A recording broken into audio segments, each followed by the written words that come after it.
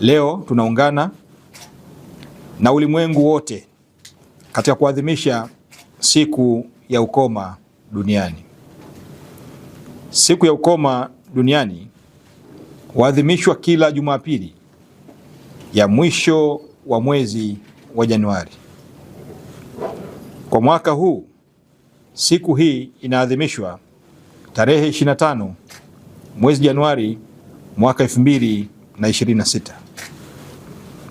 Lengo kuu la maadhimisho haya ni kukumbusha mataifa na jamii duniani juu ya wajibu tulionao wa kuendelea kupambana na kutokomeza kabisa ugonjwa wa ukoma ifikapo mwaka 2030. Tunafanya maadhimisho ya mwaka huu huku tukishuhudia kupungua kwa kiwango cha ugonjwa wa ukoma duniani na hasa hapa kwetu nchini.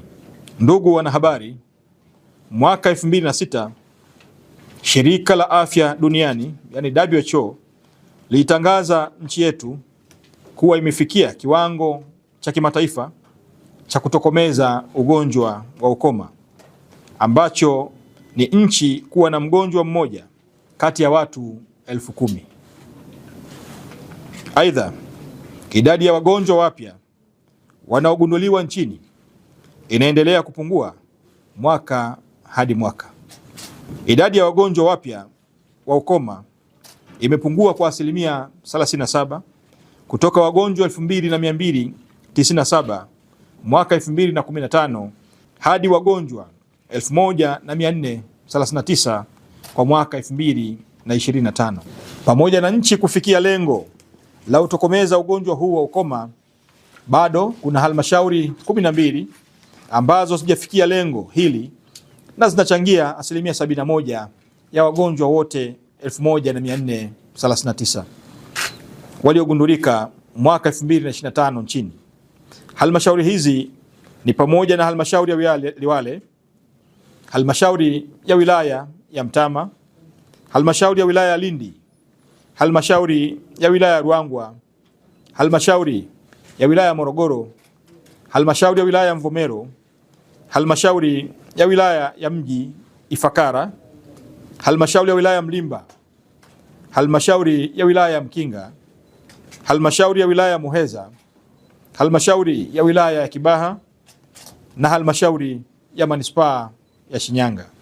Ninawaelekeza waganga wakuu wa mikoa na halmashauri husika kufanya ufuatiliaji wa wagonjwa waliogundulika na kufanya uchunguzi wa familia na jamii zinazoishi ili wale wanaogundulika na ugonjwa waweze kupatiwa matibabu. Ndugu wanahabari, maadhimisho ya siku ya ukoma mwaka huu yanachagizwa na kauli mbiu isemayo komesha unyanyapaa, imarisha utu kwa wagonjwa wa ukoma. Kauli mbiu hii imejikita katika maeneo makuu matatu. Eneo la kwanza ni kukomesha unyanyapaa na kuimarisha utu kwa kukomesha mitazamo ya kwamba ugonjwa wa ukoma unatokana na laana au kurithi.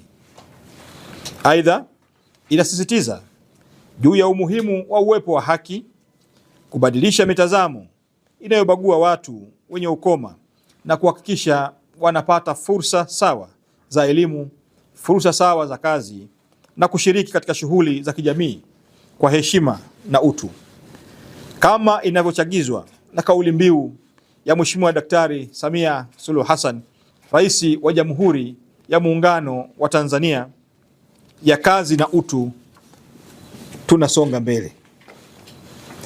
Eneo la pili ni kuweka jitihada katika kuchunguza na kugundua ugonjwa huu mapema na kuanzisha matibabu kwa wakati, kwani ugonjwa wa ukoma unatibiwa na kupona kikamilifu, na ugunduzi wa mapema unazuia ulemavu na kupunguza mnyororo wa maambukizi. Eneo la tatu linalenga katika kukata mnyororo wa maambukizi katika jamii kwa kujengea uwezo wa ufahamu wa ugonjwa kwa jamii na kutumia dawa za tiba kinga kwa wale walio katika mazingira hatari ya kuugua ugonjwa huu, ugonjwa wa ukoma. Mbinu hii itaiwezesha nchi yetu kufikia lengo la taifa la kuwa na jamii ya watu wenye afya njema ambao wanachangia katika maendeleo ya taifa letu. Tuna imani kwa kutekeleza haya, nchi yetu itafikia malengo ya kimataifa ya kufikia maambukizi sifuri ya ugonjwa wa ukoma ifikapo mwaka 2030.